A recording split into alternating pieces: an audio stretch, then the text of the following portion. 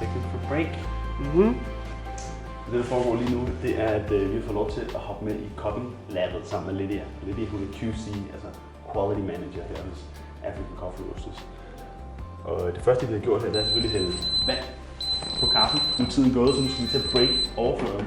Og det er altså her, man får alle de lækre aromaer med, når man dufter til den. Så næsen helt ned i koppen, bryd overfladen, og så virkelig bare suge ind alt i de lækre aroma. I am getting coffee on my nose. My name is Lydia Nabulumbi.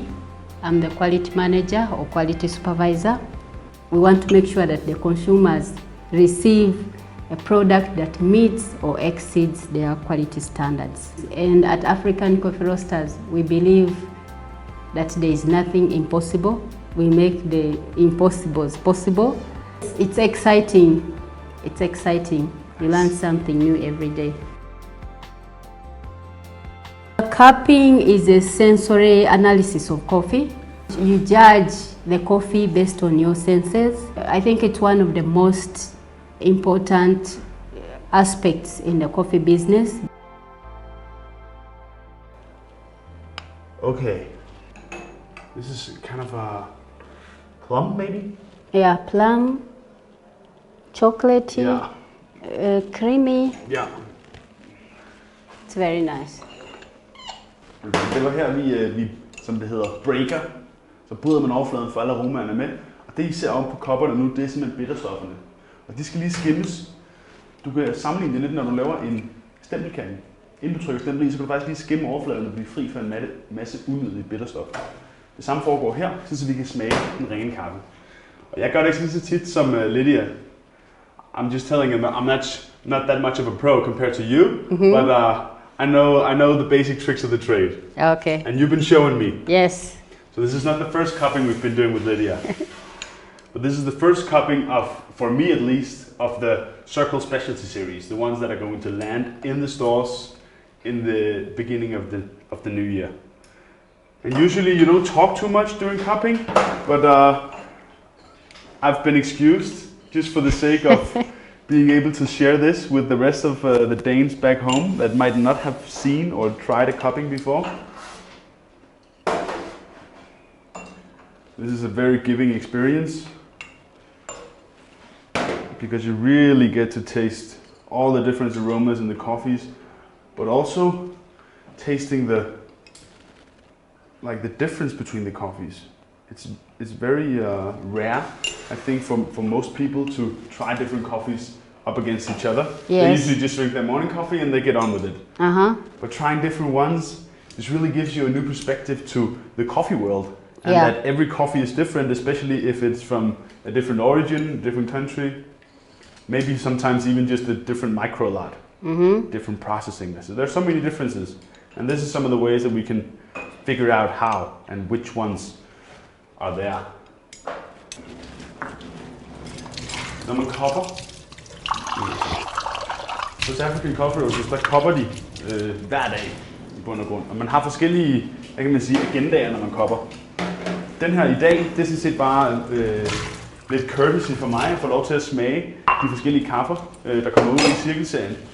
Fordi det har de jo selvfølgelig gjort herinde for længe siden, men de er i produktion nu, så de er helt friske. I går, der lavede vi sådan et kvalitetskopping, hvor vi havde den samme kaffe, men i 3 forskellige kopper. Og så tester man ligesom, om der er nogle defekter, eller om alt er ligesom, som det skal være. Så den her slags kopping, den er lidt sjovere, fordi der kan vi få lov at smage de forskellige kaffer op mod hinanden, og der kan man virkelig smage forskellen. So I was really the one that was supposed to help Lydia, but now she's the one helping me. Helping her. We are a team, remember? We are a team. Yes. We help each other. Exactly. That is the general feel I get here around African Coffee Roasters. Everyone helps each other. Yes. And that is basically also what you need to do if you want to create beautiful coffee. And one of the reasons why you're actually here. Yes. Because what is so beautiful and different from African Coffee Roasters compared to a lot of European roasters is the direct connection that you have with the whole line of production, all the way from the farm up to the roastery, and also the barista part, because this is basically, the barista part. It's not common to brew this for people, but this is like the most clean way you can interpret the coffees. So I think it's important for us to work as a team, because it's like one department feeds into the other. Yeah. Exactly. So you cannot have a quality manager without a roaster or without production department. So it's collective effort. Exactly. Yes. And for you to be able to work directly with the roaster, because he's the one turning all the buttons at the roastery. But when you've been doing that for a while and you're kind of into your groove, it's always good to get a second opinion. And I think that goes for not just coffee, but anything really. Yes. Yes, exactly. Like for the roaster to know how the coffee should turn out, they should work together with the QC, because when we cup the coffees, maybe sometimes the way they have been roasted might not be the way they should cup. So we have to work together, we have to communicate more so that we get the best out of the coffee. And the funny thing is, because I always say that taste is very subjective, but in the cupping lab and in this industry in general, coffee professionals, they have a kind of a common language that everyone knows how to speak. Some does it better than others, but being able to work together every day, cupping coffees together every day, must bring you guys more in tune. And when you use kind of the specialty coffee point system, you're going to be more or less within the same frame of points when you cup the coffee. Yes. But you can only get there if you work a lot together, right? Exactly. And if you are also up to date with what's happening in the coffee world, you know, new flavors, you know, you have to keep practicing. Yeah, because there's so much information to get in. Exactly. And everybody kind of has to be on the same page. Exactly. So we have to come to a point where we speak the same language, same vocabulary. Exactly. Yeah, maybe not exactly the same word I would use, but maybe within the same category. Yeah. Exactly. Nice. And a lot of people, they usually think that it's like when you see on a coffee bag the different notes of hibiscus and plum and chocolate. There's not always people are not always able to taste these different flavor notes, but I think a lot of people are able to distinguish between sweetness and acidity and mouthfeel and the body of the coffee, because that are some of the more apparent traits of a good cup of coffee. And practicing makes perfect, right? Exactly. And because you know, some consumers buy the same coffee over and over because maybe that's what they prefer. So we want to keep the trend. We don't want to divert the consumer from what they are used to, because then they will, you know, start asking what happened, you know. So yeah. Nice. Okay, well, should we get into it? Yes, we should. Start with the Kenyan.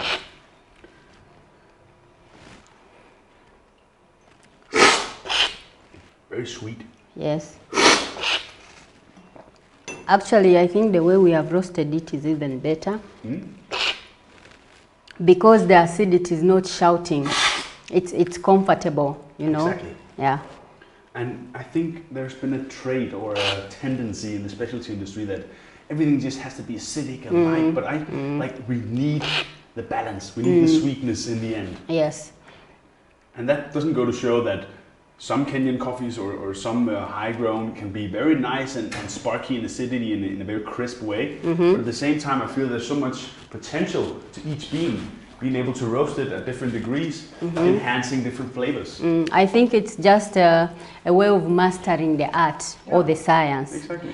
because and also I think it's because we work together, me and the roaster, we work together, so we always try to get the best out of the coffee. Exactly. So you know, maybe most people know Kenyan coffee as coffee having high acidity, but we want to, you know, make it more sweet and more balanced. Not just to be known that it has to have high acidity, but there are so many other things that can come. Coffee really can do. Yes, exactly. Challenging the status quo. Yes. Nice. We always want to challenge the status quo at African coffee roasters. We want to be the first and the best at everything. Nice. It's very complex, and also it gives you a feeling that it is well developed. Yeah. Because, you know, getting all these flavor, acidity at a balance, the distinctions, exactly. You know, makes you understand that, you know, it's not about roasting, but it's about getting the best out of the coffee. Exactly. Som I kan høre her på Lydia, så er der ikke noget tilfældigt ved den måde, de her kaffe de smager på. Og nu står I måske og undrer over, hvorfor jeg står med en ske og smager. Men det er simpelthen fordi, når man smager med en ske, så sprøjter man nærmest alle smagsindtrykkene op i svælget, og så får man ligesom alle de forskellige nuancer lidt bedre med. Det er en ret sjov øvelse. Nå. The Kilimanjaro. Yes.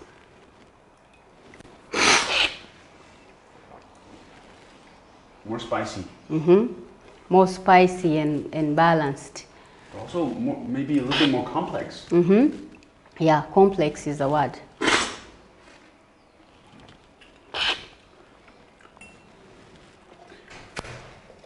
Interesting.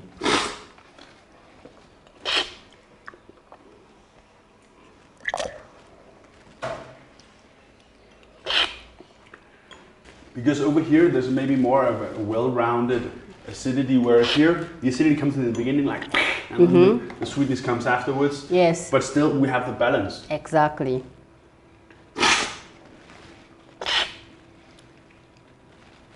Wow, this is nice. Samambaia from Brazil.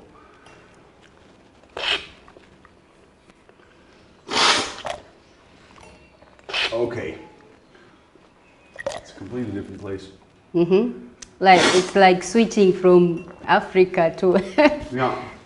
switching different worlds. Så i den nye serie af Cirkel Specialty, der har vi både to fra Afrika, en fra Kilimanjaro, som er det højeste bjerg i Afrika i Tanzania, og så har vi en fra Kenya. Derudover så har vi hævet en økologisk Guatemala og en Brasilien med. Og de kommer lidt fra en anden verden. Brasilien er mere sådan sødme, dybde, chokolade. Guatemala er måske dyrket typisk lidt højere. Men jeg kan også se på den her bønne, den er rigtig lidt mørkere. Så jeg tror, det er sådan rigtig. Jeg tror, den her kommer til at vinde ind hos den gennemsnitlige forbruger derhjemme. Hvis du skulle starte ud med at smage på noget fantastisk lækker specialkaffe, så tror jeg, Guatemala er egentlig noget for dig. Og så når du skal ud og, hvad kan man sige, udforske verden lidt mere, så er der masser af kompleksitet og frugt og syre at finde i både Kenya og Kilimanjaro.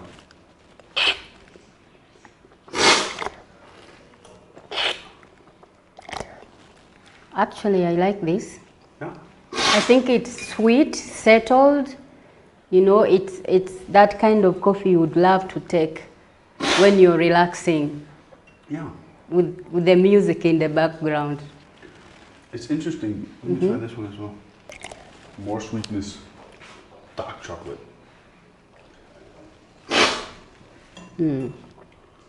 But it's funny because, like, one thing is having the best coming out of the farm, and a lot of people talk about in the roasting process, we just try to bring forward the specialty in each coffee, basically. But at the same time, roasting lighter has been known to enhance more complex flavors and more of what origin has to offer. And I can definitely distinguish between the two over here and the two over here, whereas the complexity is much brighter over here. Whereas that doesn't mean this is a lesser or a bad coffee. It just means this has something different to offer. Yes, exactly. And that is what I think is so beautiful of coffees coming from different origins. They can do something different, and every consumer is different as well. So they should pick what they would like. They feel like it falls within, you know, what they prefer. Yeah, and there's going to be something for everyone in this range of coffees. Very beautiful.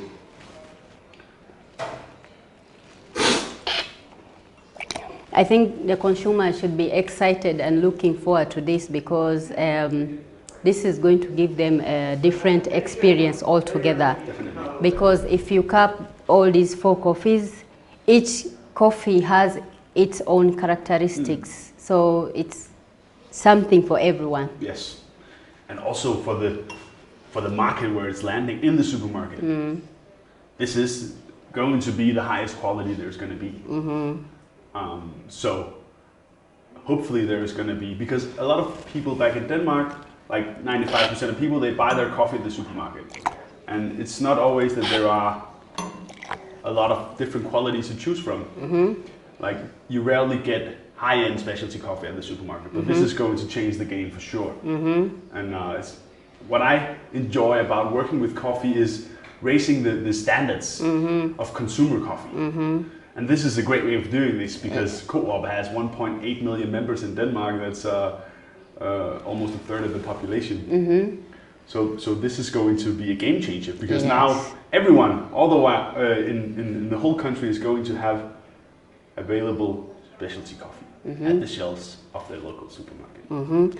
And yeah, like you've said, a game changer because we have not just concentrated on Africa, but we have brought coffees from, you know, different parts of the world. There's Africa, there's, you know, Central America. So it's something for everyone. Exactly. You choose what you want. We are giving consumers a choice. Exactly. Yes. It's beautiful. Yeah. I'm very much looking forward to the second round because when it cools down, it always opens a little bit more of the aromas. Exactly. Så nu har vi smagt den første runde af kafferne. Som jeg lige sagde til Lydia, så glæder jeg mig altid til runde nummer 2. For når kaffen den ligesom får lov at køle lidt, så åbner den faktisk op for mere og mere den smag. Og hvis det er en kvalitetskaffe, så er den altså værd at smage på, også når den er kold. So let's do the second round. Yes. And probably we would choose which is our favorite. Now the acidity is really standing.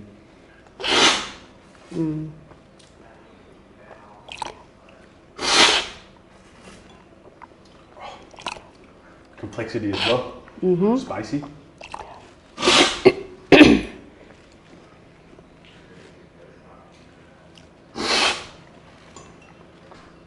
This is super. This is becoming more sweet.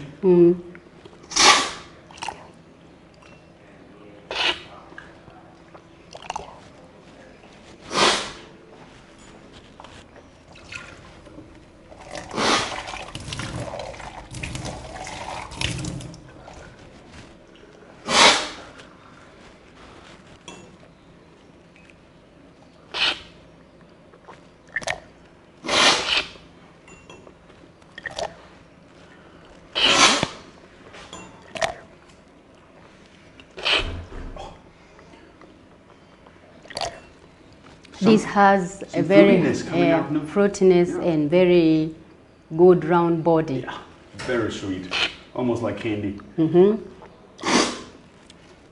Like white chocolate. Yeah, white chocolate. Yeah. It's always nice having somebody else distinguish between the different flavor notes because then you can kind of latch on to what the process is.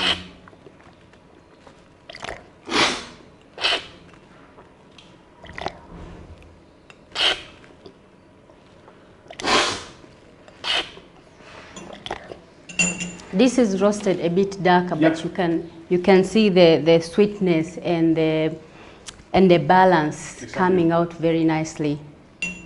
Definitely. Did you grind all of them in the same setting? Yeah, same setting for all of them.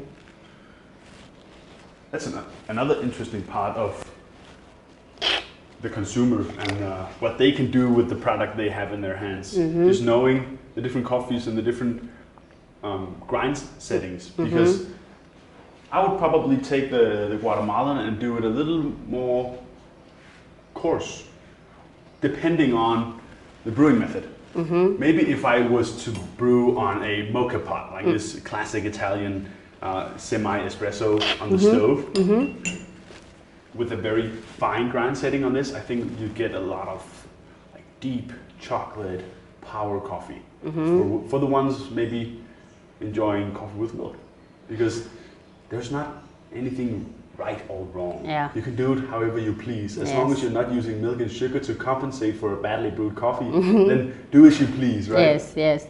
Maybe, yeah, maybe we should also do a is sensitization the word, or training?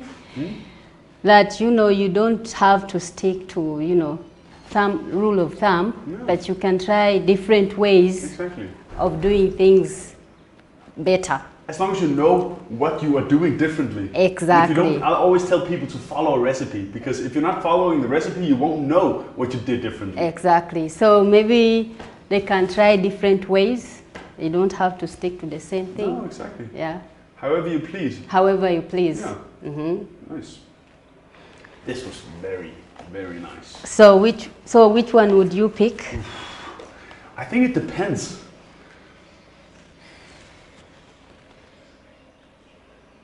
I think it depends on the brewing method and the day, and I think it also depends on who I'm drinking it with. So for myself, I'd probably go for one of these two, because they're very exciting. The complexity is definitely there. I think maybe it's easier for me to pick one for a brewing method, because I like different ways of brewing, and I also like the fact to think about who am I drinking this coffee with, and what would they like. I'm always very consumer oriented, even though I'm in my own home and it's just my friends. But for my mom, probably someone over here. Okay. The Guatemala or the Brazil. Yeah, exactly. And then if I was supposed to, if I'm having somebody over, I can say, okay, you really want to try something really special. The Kenyan or the Kilimanjaro, because you're gonna get, it's a long way from what people usually perceive as a cup of coffee. And this is not something you have to learn how to drink, in the sense that obviously you do have to if you've been accustomed to drinking very dark roasted, cheap consumer coffee. This is a whole different game, and it might not taste like coffee in your eyes, but maybe for young people, never tried coffee before, if they drink this for the first time, they will not grow up with the notion of, okay, we have to learn how to drink coffee, because this has a natural balance, and it has so much to offer that you won't, like, it would be a shame, if you ask me, to put anything into these coffees, because they are so special as they are. But it's very different from consumer coffee, and because how they source it. We've sourced this like very carefully to make sure that we have the complexity of the beans, and we can work with it in a way that really is amazing. I think it's one of those coffees that you don't have to speak for. The coffee speaks for itself. You know, if you don't have to pay someone to do the marketing and talk about the coffee speaks for itself. And it also gives you an understanding of how coffee from different countries tastes like. Definitely. It is not that perception that consumers have that coffee is coffee. No. Different coffees from different countries taste differently. Yeah. And this is a way of them experiencing that and appreciating coffees from different countries. And it's okay to have a favorite. I was just about to ask you, so do you like African coffees better than Central American? But at the same time, like, yeah, it's okay to choose a favorite, but I think I speak for both of us that we can appreciate what each coffee has to offer. Exactly. So actually, do I even have a favorite? I think it's hard to choose. It's hard to choose, you know. So it's you know, I'm sure the consumers will be excited about this. I am so excited about this, and I'm sure they will be excited about this as well. It's a very great way to start discovering what coffee can really be. Because if you and I cannot pick our favorite, then I think there is an adventure waiting for you guys, waiting for the consumers out there to start to dive into what coffee can really be. Because when you have the traceability and when you have the quality, you are able to distinguish and start to build a relationship with coffees from different origins. Because there are some, we would know for a fact, like we kind of have the Africans over here and the Central American and Brazilians over here, and they kind of separate the waters a little bit, whereas acidity, fruitiness is what really stands out in Africa, particularly because of the high elevations and the long development time of the beans, whereas different things happening in the Central Central Americans, a little bit more low grown, more chocolatey, more sweetness, and that's beautiful too. So so we are here to tell the story, and also we want to build a relationship, not just with the coffees, but with the farmers and whoever is in the chain, because business is about relationships. Exactly. We want to build, we want to grow, we want to work together, you know, and tell the story to the world.